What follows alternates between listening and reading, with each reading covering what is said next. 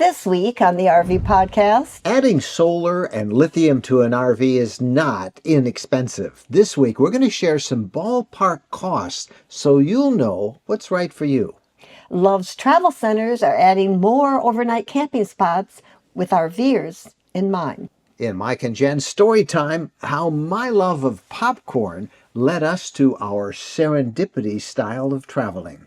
All this, plus the RV news of the week and your questions coming up in episode 532 of the RV podcast. Hello, everybody. I'm Mike Wendland, and this is my lifelong traveling companion and my bride, Jennifer. And at our feet, our loyal Norwegian elk-hound, Bo, who seems a little nervous right now as we're recording. Yeah, I think it looks like rain, but there must be some lightning and thunder coming because he's pretty scared. He is a bit scared. We are coming to you from the Gulf Coast today. We're going to be down in Florida for a little bit yet. Still reeling from all of our work at the Tampa RV Super Show, the Florida RV Super Show in Tampa. And then we spent a week up in Gainesville with Sunshine State RVs doing hands-on driving and camping reviews of 5 other RVs. And we're now at our condo near Destin, Florida, where we're going to hunker down and catch up on some of our content creating, editing, get our editing out of the way.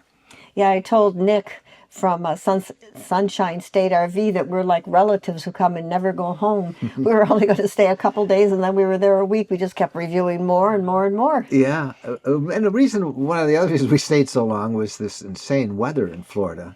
All of the ice and the snow. It was just to the north of Gainesville, so Gainesville was a great place for us to stop and let things settle down, like US 10, which was shut down for several days. Huge tracks, really, from basically Tallahassee to the Alabama border. As we drove to our condo, we saw the snow was still in the shady spots along the side of I-10. We could see in the median where people had gotten stuck or spun out, and I'm glad that we were hunkered down in the RV in Gainesville. The weather's better now. It's going to rain today. It's pretty cloudy and dreary out there, but it's warmer. Temperatures in the 60s. We had a beautiful sunny day yesterday, and we're looking forward to some milder weather here, as is much of the country, as it looks like there's a little lull now before the February changes come in, and we're supposed to have a pretty stormy February too, they say.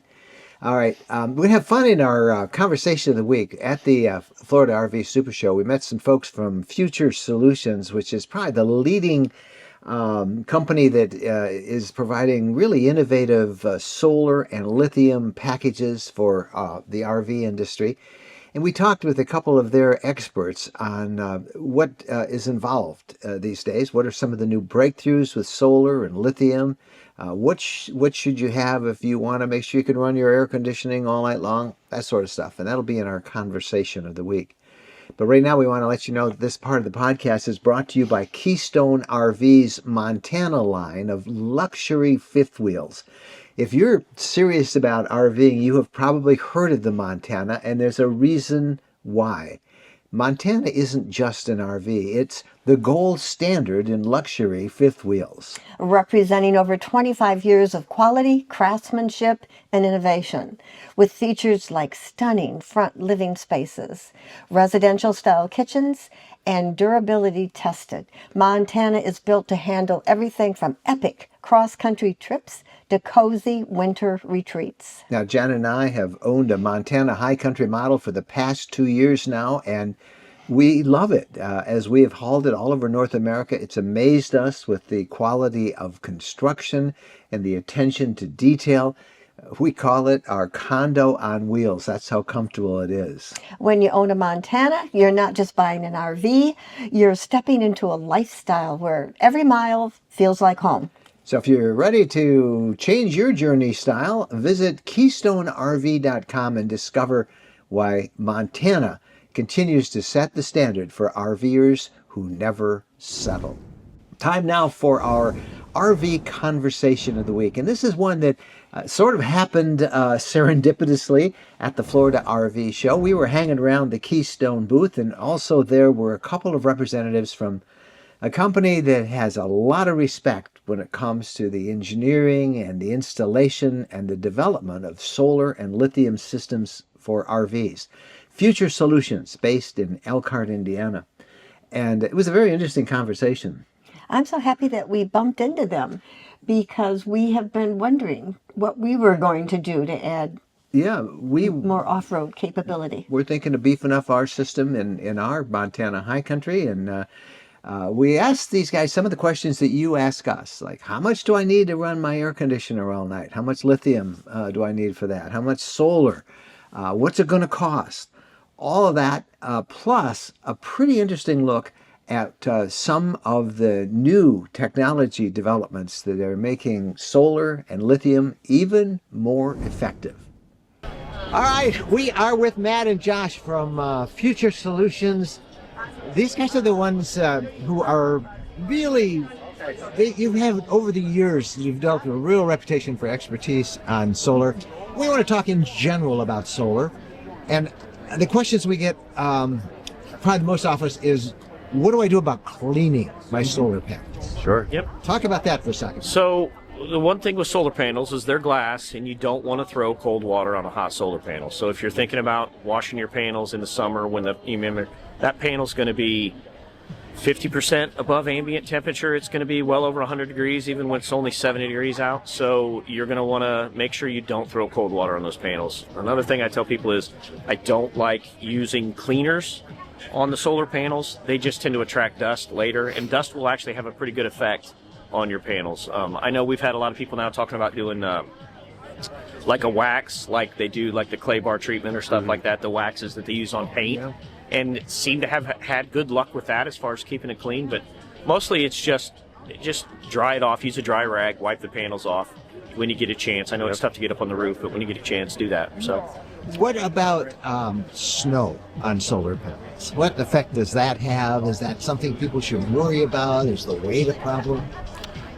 Go ahead. The weight's not really going to be a problem up there. It is going to block your solar from working, though. I mean, it's going to stop it. And generally speaking, once the panel's cold, it's not going to heat up very quick, so it doesn't melt off. It'll melt off just like anything else. You know, short of taking like a long broom or something like that and just knocking the snow off, that's all you can really do with that. Yeah, like the typically like the shovels that you would use at your roof for home work really well. They're usually like foam based. No, they're like, it's like a roof scraper. Oh yeah. That works really well. We've seen some people kind of custom made some solutions as well. And with our panels that we just released this year, they're now we use fully bifacial solar panels made in the USA. So if you have a clean roof and a white roof, you want to keep that as clean as possible. It's going to allow you to have better reflection as well to harness sun from the back of that solar panel.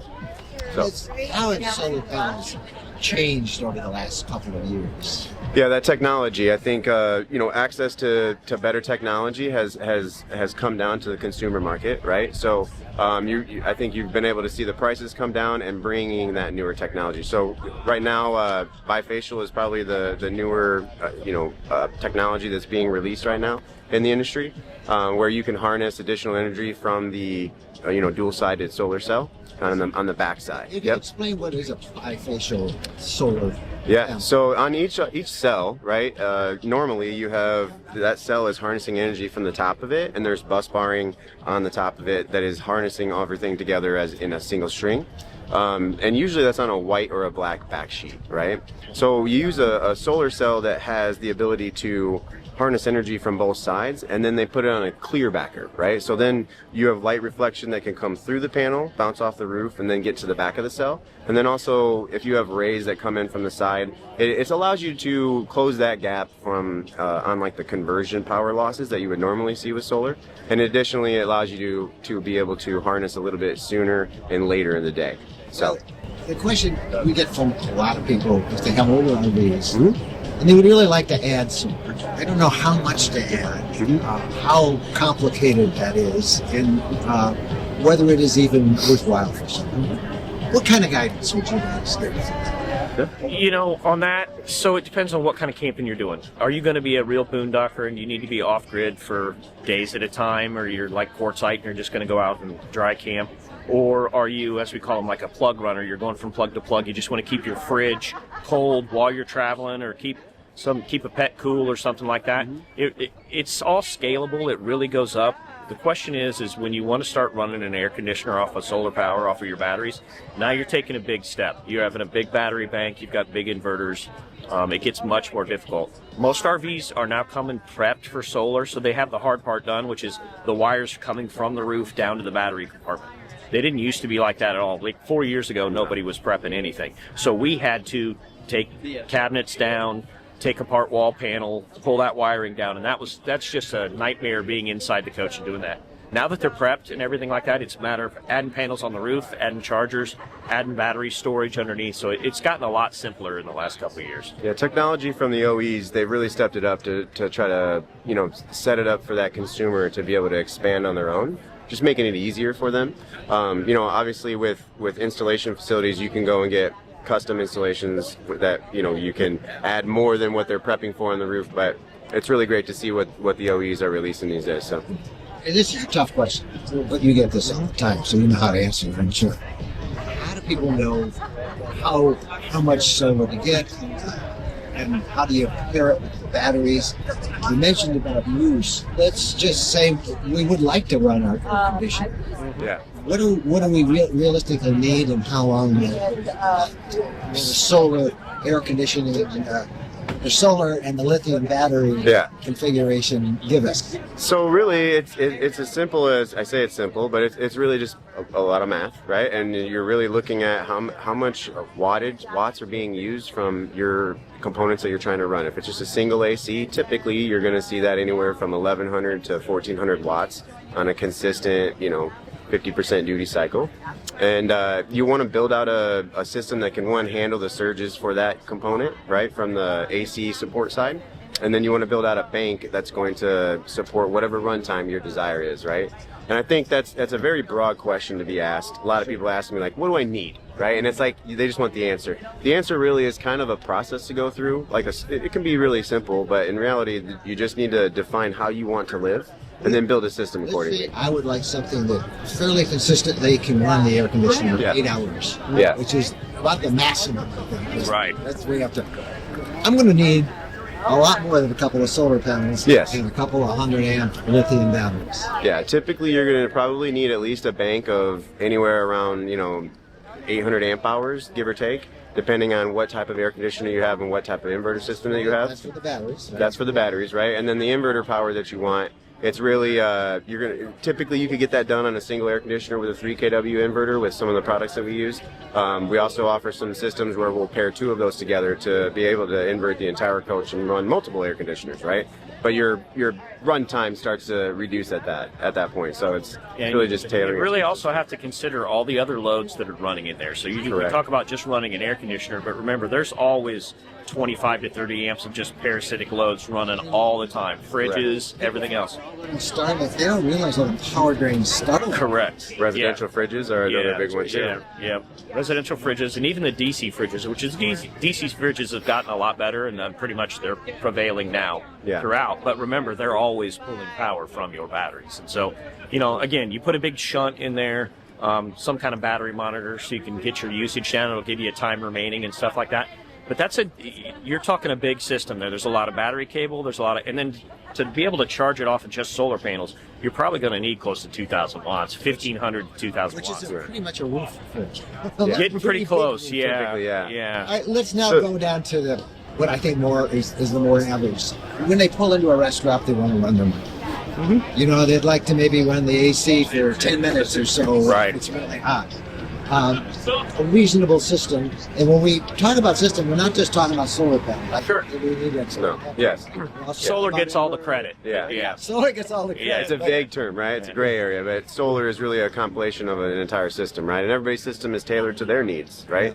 Some people have motorized systems where you can take advantage of alternator charging, a little bit different than MPPT charging, right? If you don't have roof space, then how can you offset that? So it's tailoring a solution to what you need. And I think, just an overnight solution like that, you're looking probably in the, 400 amp hour range, and still probably a 3 kW inverter if you're still trying to run an air conditioner. Yeah, if you're just trying to start an air conditioner, or microwave uses the same amount of power, you're going to need a big inverter to be able to do that. The small inverter may do it for a little while, but you're going to create a lot of heat, and it's not going to last very long. I don't think people realize, as I looked at all these things, that, you know, there's still RVs being sold with 1,000 amp inverters. Yeah. Yeah. Yes. Yeah. 1,000 watt inverters. Yeah. It's maybe one plug. Yeah. you usually those. You know, we originally came out with those when we kind of moved them into the industry, and Keystone was one of the first ones to go with that. Was because of CPAP machines. Correct. Yes. Wanted to be able to run CPAP machines at night when you were boondocking or something like that, and then they threw on. Maybe we'll throw a TV in there or something else. And then they kind of quickly realized that maybe 2,000 watts is a better thing, because now I can run a coffee pot in the kitchen. I can have the microwave, or not the microwave, but I can have TVs on or something else, plug in some small stuff, charge laptops, that sort of stuff. So, yeah. And last thing, retrofitting an RV, an older RV that maybe, what do people need to think of? We mentioned that there's a system, but they got to, when they call you up, it's not just getting a couple of panels. No. That Nope. inverter, and they need the batteries. Correct. Yep. Yeah. So Inverter batteries, a lot of battery cable, a lot of wiring. Generally, some kind of system to monitor it. We'll either put some kind of touch screen in there or something like that if need be. But yeah, there's a lot more. It's surprising the amount of work that goes into it, and the layout and design that our engineers have to do to be able to do that. correct. That process begins with our company, begins starting out with our application engineer, where they learn how you actually want to live. Then you guys can work on building out a system based on your budget, and then work through that system, build out from there, because we can really scale larger systems. So on average, a big fifth wheel that would come into our facility, you would probably see 2,000 plus watts, anywhere from 800 to 1,000 amp hours of battery, and probably a single to at least a dual inverter system. That would save me answering a million phone calls on a system like that. Yes. Ballpark figures. You're going to probably be out the door in the ranges of like 20 to 30, depending on what you're doing. And people don't understand this. This is 20 to 30,000. Correct. Yep. Yes. Yep. Big of a system. Yeah. Yeah, but you're also talking about how many nights. Like, so you invest in a system like that, right? What can you do? Your experience of camping changes. One, it's not just a leisure thing at that moment. You're actually saving money, because you can now begin to stay at Harvest Host if you're not a park-to-park person. Your $100 a night, it starts to add up, right? Your ROI is there, and it's just putting that together for you and understand how you want to live. We can do now with 200 pounds of lithium batteries what was 2,000 pounds of lead acid batteries. Correct. So that makes it, plus with the lithium batteries not gassing and anything like that, you can put them in other places. Correct. Before it always had to be in a vented compartment up front or somewhere else. Now we can at least get a little creative with where we put stuff, so you're not losing all your interior storage with this big system in it. You can hang the inverters on the wall, you can put the batteries in a pass-through compartment or behind. A lot of RVs have a lot of dead space back behind that, underneath. You can hide that stuff back in there, so yeah. So we did the top end of the spectrum, just for somebody that maybe wants to be able to run their CPAP overnight. What would you recommend for that? They need a CPAP at night, and they're going to stay at a Harvest Host. Yeah, so I'd go with a 2,000 watt inverter. I'd probably go with at least 2 lithium batteries, some kind of lithium batteries, 100 amp hour. And the other thing we talk about lithium, you're talking usable amp hours versus lead acid, which is not usable, right? I get 100, if it's a 100 amp hour battery, I get 100 amp hours out of it. On a lead acid, if it's a 100 amp hour battery, I'll be lucky if I get 50. Right. So go past 50, you're damaging cells. yeah, so 2,000 watt inverter. Like I said, most of these are prepped for that anyway. They're running inverter prep now. I know all the Keystone stuff runs inverter prep. Most of them. Yeah, and everybody's doing that. So yeah, and that's it. 2,000 watt inverter, a couple batteries, and you'll be good. You can run your converter, will charge your batteries. It's smart to get solar, because the lithium batteries, the converters are going to get them to a certain point and maybe not top them off. And how much solar would you need for that system, you think? I think 400 watts Yeah, would probably do good it. starting point is good. Yeah. 400 watts. Something like that, you're gonna, a few $1,000s to give or take. It's really gonna be like the size of batteries you're gonna do. Matt and Josh, you guys have been great. Thank you. Thanks, sir. you. Yep. A lot of interest in this as everybody continues to try and get more out of their camping and get out there and boondock. Right. And you guys can make it happen. Yep. Thank you for being All right. a guest on the podcast. Absolutely. Thank Thank you. you. Have a good day. Yep.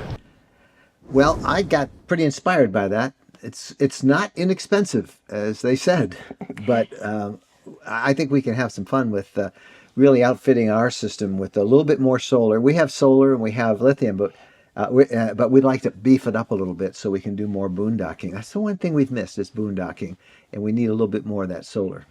I thought it was providential that we happened to bump into them Yeah, it was. at the show. It wasn't arranged appointment. It just literally was bumping into somebody that we needed to talk to. And if you want more information, you can learn about future solutions. Just go to our show notes for this episode, which is rvlifestyle.com/podcast. And we will put a link to all the resources and websites that we share in this podcast right there. You can find it and learn more about it. When we come back, the social media buzz. Are you ready to embark on an unforgettable adventure in your RV? Our RV Lifestyle Travel Guide ebooks are your ultimate companions for exploring North America's most breathtaking destinations. They'll help you hit the road with confidence and make the most out of your RVing experience. We're Mike and Jennifer Wendland, and we are passionate explorers and the authors of an entire library of RV Travel Guide ebooks. We have meticulously put together detailed travel maps showing you the best routes, where to stay, what hidden gems to discover along the way. From the majestic Yellowstone National Park to the vibrant colors of Colorado, the awe-inspiring beauty of Utah, the enchanting deserts of Arizona, the tranquil Great Lakes region, the pristine wilderness of the Adirondacks. We've even done a captivating 3-part guide to RV travel and camping in Florida. No matter where your wanderlust takes you, we've got you covered. Our curated list of must-see attractions ensures that you won't miss out on any unforgettable experiences. You want to witness the eruption of Old Faithful? We've got you covered. Craving an epic road trip through breathtaking landscapes? We've got the perfect route for you. Dreaming of beachside camping under the stars? We know the best spots. With our ebooks available for instant download at rvlifestyle.com/books, you can have the knowledge you need right at your fingertips. Head over to rvlifestyle.com/books and start exploring the wonders of North America today. Unforgettable adventures are waiting. Welcome back, and now it's time for the social media buzz with Wendy Boyer. And Wendy Boyer reports on the hot issues most talked about this past week on social media and her RV Lifestyle community group. Hi everybody. The social media buzz this week, both in our community and Facebook group, has been the weather. Could you believe some of the pictures people were sharing? They were camping on the beach in Florida with palm trees and experiencing in that Florida panhandle something like 5 or 7 inches of snow. It was crazy. If that was you, I hope it's warm now and your rig's okay and you survived all that. But I'd like to tell you specifically what's going on in each of our spaces in our private RV lifestyle community that we're so excited about. We had a real life meetup where people who were online friends got to meet one another. This happened in Florida at the RV show, and that was so much fun to see. And also what's really exciting and has people talking in our private community is we have opened up registration for our June Sleeping Bear Rally. We are going to a national park in Northwest Michigan by that name, and we are so excited to camp together and share it with everyone. It'll be right on the shores of Lake Michigan. So beautiful up there. It's just pristine. The sand dunes are more than 450 feet tall, and there's great walking trails, quaint little towns on the water. Can't wait to share it together. And then over in our RV Lifestyle Facebook group, lots going on as normal. But one conversation that caught my eye was from Cindy. Now, Cindy, she showed a picture of her campground in Colorado where they are just right on top of each other. And she said, can you all give me an idea of how much yard space is normal? Is this normal? And she said it seemed like all the campgrounds in Colorado were this way. Now, her picture showed these rigs it was like a parking lot. They were right on top of each other. She said there was about 1.5 yard, lawn chair space in between each rig in her yard. And it just looked ridiculous. Lots of people were like, oh my goodness, that's crazy. I could never camp like that. There were more than 340 comments.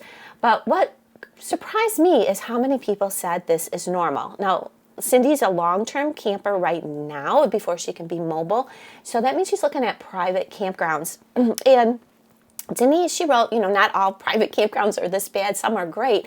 But you're more likely to find this in a private campground. And she told of an experience where they were so close together, she couldn't even open her awning. And Marie, she said they stayed at 23 private campgrounds last fall, doing a trip from Michigan, Yellowstone, down to Utah, Arizona, and back. And of all those campgrounds, only, get this, only a handful, I think that was 5 was the number, that she thought there was enough space between the rigs. The others they didn't like. So why does this happen? A lot of people said, the private campgrounds, if they're older, they were designed for when rigs were way smaller than they are today, and there certainly were no slides. And if they haven't been redesigned, unfortunately, it's not uncommon to find this. So what to do? Obviously, there are some amazing private campgrounds out there, so you need to do your research to make sure you're finding one like that, or opt for, your Corps of Engineer campgrounds, your state campgrounds, and you can find more space. And then another post I'd like to tell you about in Facebook was from Terry. Terry needed help. She said she likes to cook with onions, but when she does that, that onion smell stays in her rig for days. And she's just, what do you do to get rid of cooking smells? She's ready to stop cooking with onions, which she doesn't want to do. And she got several really good suggestions, more than 500 responses, I believe. Obviously, the first one was cook your smelly things outside. I think that's the best tip there. If it stinks, cook it outside so it doesn't come in your rig. Second, people said if you can't cook outside, open all your windows, your vents, get a fan so you're bringing the odor outside. And then the third thing that I saw a lot was to use an air purifier. Many said that worked really well too. So hopefully all those tips help one of you as well. And that's it for me this week. I'm Wendy Boyer, and I'll see you either in our RV lifestyle community or Facebook group. All right, Wendy. Yeah. Always a good interest look to see what people are talking about. I think this is so great that there's a space where people can ask questions and everybody can share their wisdom and their knowledge about things that we need to share and know. Yep. Check it out. Again, an invitation from Genevieve and Wendy and Phyllis and our whole crew at RV Lifestyle to join our rvcommunity.com. Now, that's a separate group that we formed in addition to Facebook and all the other social media we do. But rvcommunity.com, please come over and check it out. We have different levels of membership, but lots of great advantages there, including the ability to really make and keep long-lasting RV friends. So check it out, rvcommunity.com. Right now, let's go to the RV news of the week. Not sure if you saw our report, but Love's Travel Center announced plans to greatly increase the amount of overnight full hookup spots for RVers. They have 87 locations with RV hookups right now, but they're going to keep building, and they're going to have 100 spots by the end of 2025. We did a YouTube live report on this last week when they announced that. We interviewed actually the president of Love's, and we learned that that's a family-owned operation, which I didn't know that. And that Love's is actually the family's name that owned it. And I think they lost one of their founders in the past year, but the family still runs it. And these RV spots have really caught on. They're very, very popular. And he said they're going to go over 100 for sure, and he doesn't see any reason why that will stay at that level. They want to keep adding more. So. As long as there's a demand, they will continue to build these places. All right, other RV news of the week. Reservations to camp at one of Canada's most popular national parks has suffered a horrific fire last year. They're reopening now for Jasper National Park. They were devastated by those wildfires last summer, and they have since cleaned up a lot of the mess, and they're going to open up reservations this week. So you can try and get a reserve spot at Jasper National Park. Now, some of the campgrounds and parts of the park itself will still be closed, but they've, they lost like a third of the buildings in the town that they're near. But they've got parts of it now open, so you can check it out. We'll put a link in the show notes at rvlifestyle.com/podcast. Now, here's something you need to listen to if you're using a space heater to keep warm during, like this recent Arctic blast or someplace where you think you need a little more heat. If so, make sure it's not the Verano space heater sold on Amazon. Vernados, Vernado, like a tornado. Vernado is the name of the space heater. Yeah. the Vernado VH2 whole room heater is being recalled because of potential electric shock and fire hazard. And that's a very popular one on Amazon. Again, more information on that in our show notes, rvlifestyle.com/podcast. I know when we have a space heater, I turn it off. If we're not in the unit, it's off. In fact, even if we have it in one room and we're in another, like we're going to bed, we don't leave it on. Now, we do have that oil kind of radiator type heater that we bought this past year. And that really helped us a lot in the cold we had in Florida. I mean, it was down in the upper teens a couple of the nights where we were, and we had that on, and it really helped. It kicks out the heat. Yeah, it did. It really helped supplement our propane heat from our furnace. If you're planning a trip to a Michigan state park this summer, you know this was coming. Prepare to pay more. As of August 1st, prices are going up by $4 and $10 a night, depending on the location and the amenities. And then there's going to be a 7.5% premium fee per night on locations that have 85% or more occupancy. This is that much hated dynamic pricing module that has affected hotels and airlines and just about every industry. And now state parks like Michigan are going to do that too. So if it's a really popular time, you can expect to pay more. Rustic campsites will stay the same at state forests and in state parks. But if you have a modern campground, as they call one, that has electric hookups, basic sites going up $4 or $10 a night. I really don't think that's right, but nobody asked me about this premium fee per night. I mean, a lot of people who camp don't have a lot of money, and it's a family time. It just seems like, you know, you just never can get enough money. Yeah, except in a sense, you have to, you know, if you camp at state parks, you see what dismal condition the infrastructure is in most state parks. They were all developed long before we had these luxury glamping RVs, and more people were rustic campers. They were in tents, and then they were in pop-ups, and now we've got, you know, some of these Class A's are 50 feet long, and they, you know, we really do try RVing. They try the infrastructure. The electric systems need to be upgraded.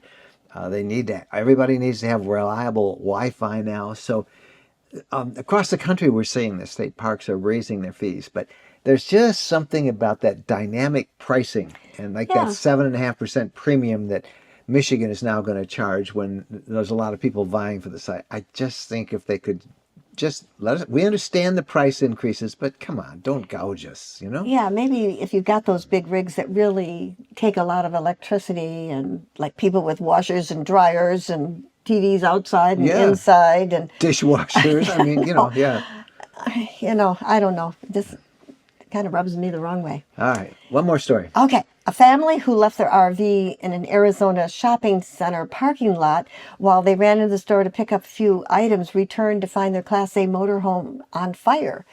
The fire likely started in or near the refrigerator. The owners were getting ready to go on a trip. Now, no other idea what would have caused that, but oftentimes it's propane, a bad propane regulator, and it's important that you always check your propane every year, and particularly when you're just starting off a new season. We don't have the details on this, but the fact that it started on or near the refrigerator makes us think that it started, you know, maybe it was a propane-run refrigerator. We don't know, but there's enough for make me remind you to have you check out your propane system. Beware of spiders. Yeah, beware of spiders. They love to make nests, and they love the smell of propane. A lot of people, you should put, you know, a wire, a fine little mesh wire around your propane, you know, the openings for your exhaust and for your propane connections. All right, we're going to take a quick break. The question of the week and Mike and Jen's story time coming up after this.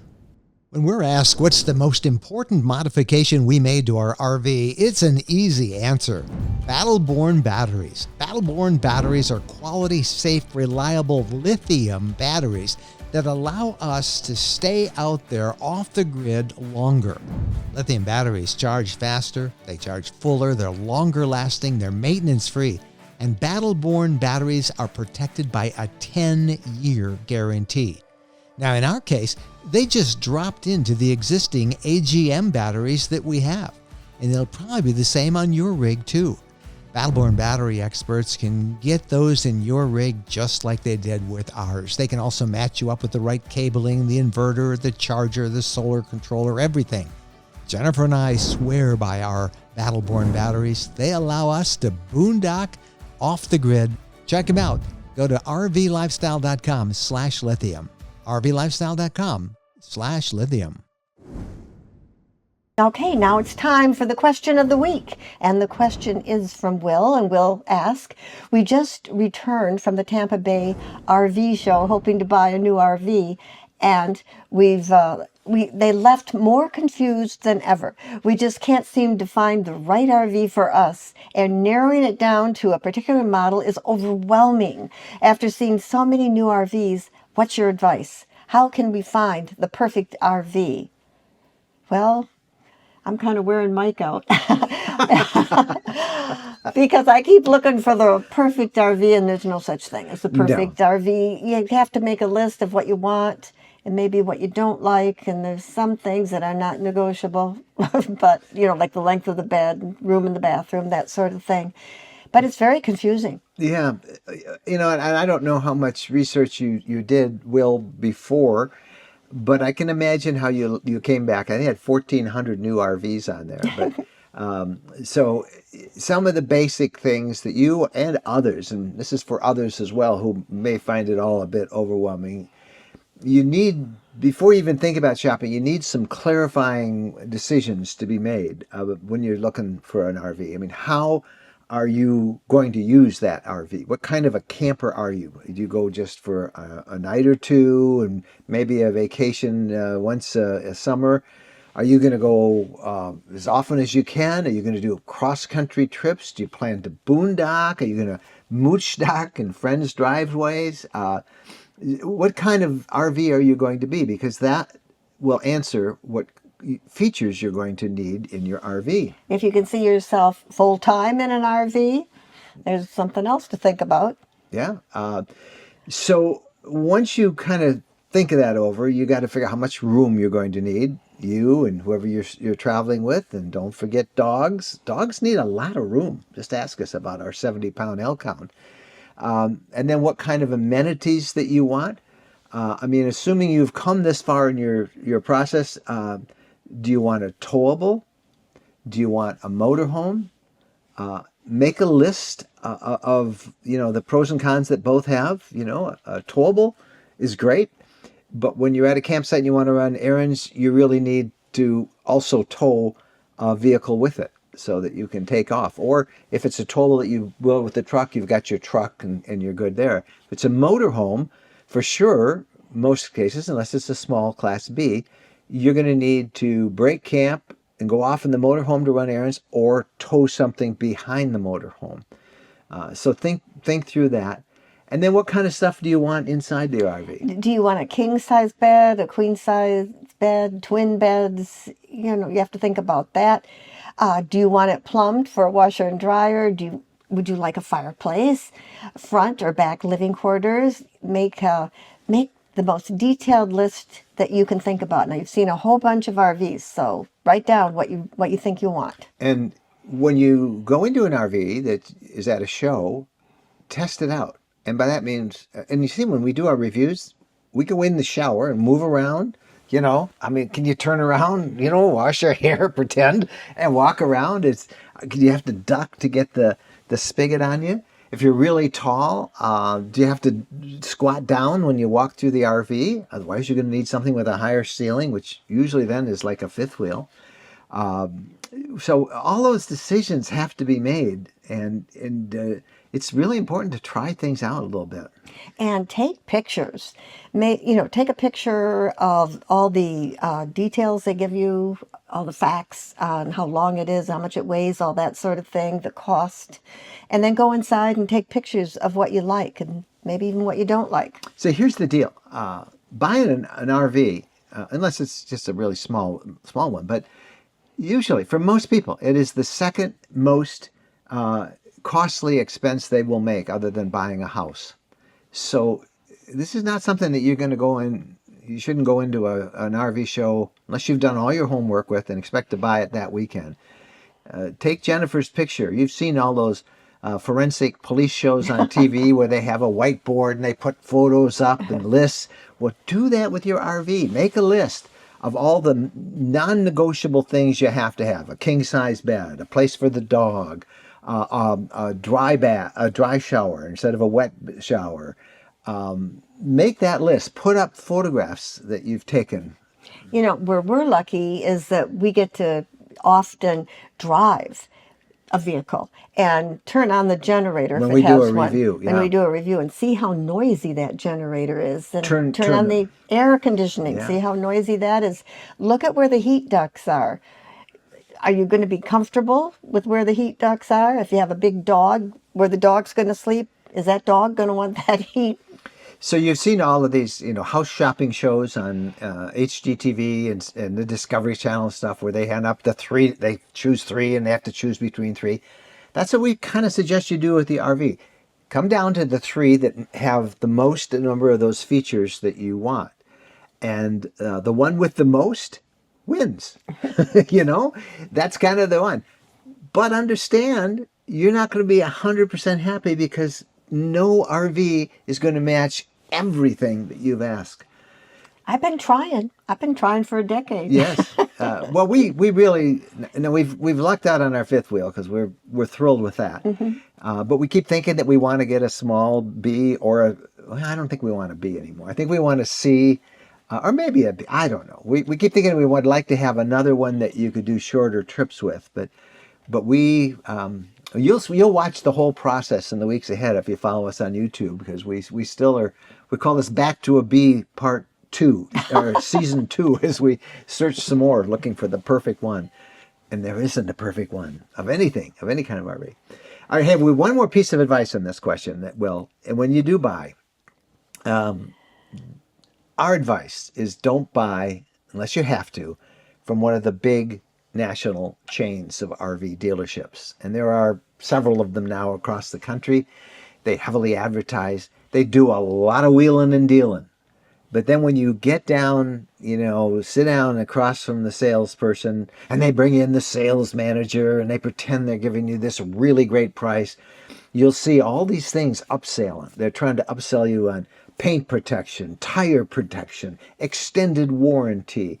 They'll try and sneak in something like a delivery fee, for having it shipped from the manufacturer to you. All those things, those are negotiable and are not necessary. And so many people find they got a good price on the RV, but then all these things have added it way up. They try and roll it into financing. Be really smart about that. We recommend, if it's at all possible, to buy from a small family-run, non-chain RV dealer. The big chains, they have a lot of merch. They have a lot of stuff on in their lot out there that you can go and see a whole bunch of them. But they are totally profit-driven, whereas a smaller dealer is more people-driven because they want to develop long-term relationships. So when you buy another RV, you'll come back to them. That's just our advice. Stay away from chains if it's at all possible, particularly for service. You'll find it's much harder to get service at the big chains than it is usually from smaller dealers. All right, that was a lot of answers, and Will, I hope that you guys find exactly what you need. What time is it now? It's time for my condensed story time. And what are we going to talk about? We're going to talk about how your love of popcorn led us to a serendipity style adventure. Now, we're going to actually roll some video and audio on this, so whether you're watching on YouTube or whether you're listening to it in the podcast, you'll get an idea of it. But this is an oldie but goodie. This happened, 12, 13 years ago. And before then, we traveled.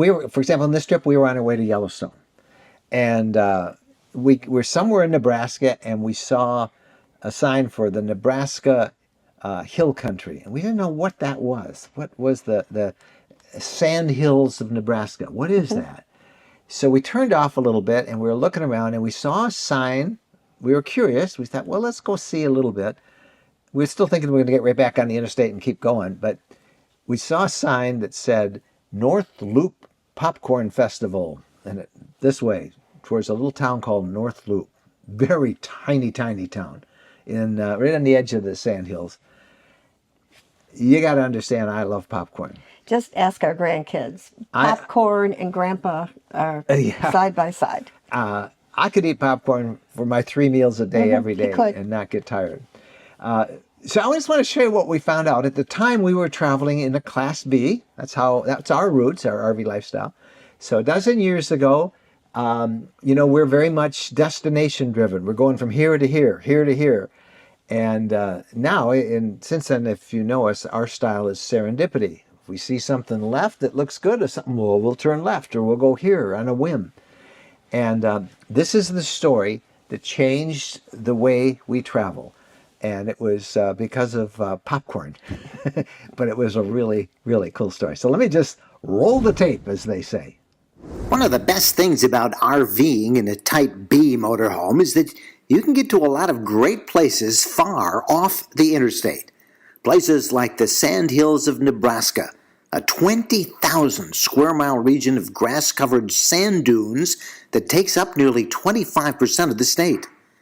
While we were cruising these beautiful sandhills, the largest area of sand dunes in the Western Hemisphere, we passed through the tiny town of North Loop, population 297, which just happened to be holding an annual event called Popcorn Days. Instantly, I stopped. You like popcorn? Yeah, I do. Come here, I got to tell you something. This is a very dangerous place for Mike because Mike's favorite food is popcorn. Just ask our grandkids. Say the word popcorn, they think of Grandpa. Popcorn Days is a very big deal. You see, this region, right on the edge of the Sandhills, is one of the largest popcorn growing areas of the world. North Loop popcorn is considered, for popcorn aficionados, among the best in the world. We got it. That's all you need. How many you want? This 14 bags?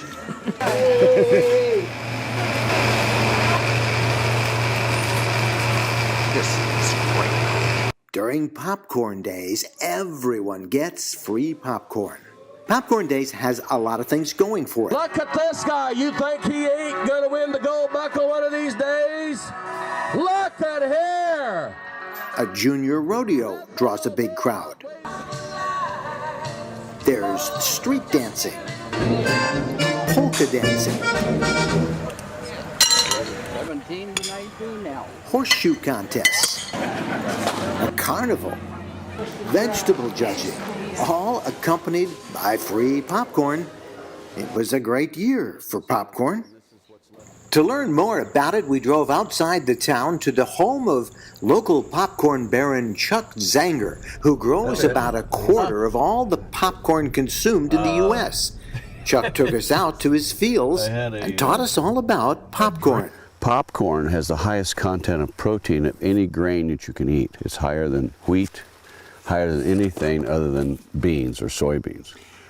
Zanger Popcorn is a world producer. When the season ends in Nebraska, he grows in South America, and then South Africa, and France. Native Americans developed popcorn as well as all the other popcorn variety, or all the other corn varieties that you see, and it's always been part of the Midwest. And then at the advent of the cinemas and the talk, when they first started the cinemas in 1910 or 15, the talkies, whatever, these movie houses started selling popcorn there, because it really is at that time was the only concession thing that would be available. They didn't have potato chips and stuff like that.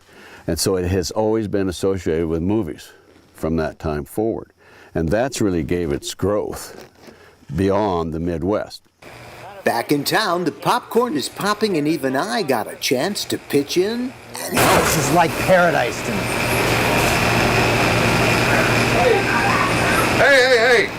You're not supposed to be eating it. You're supposed to be fixing it. Oh well, there's plenty to go around. Is our popcorn better here than anywhere else? Oh, yeah.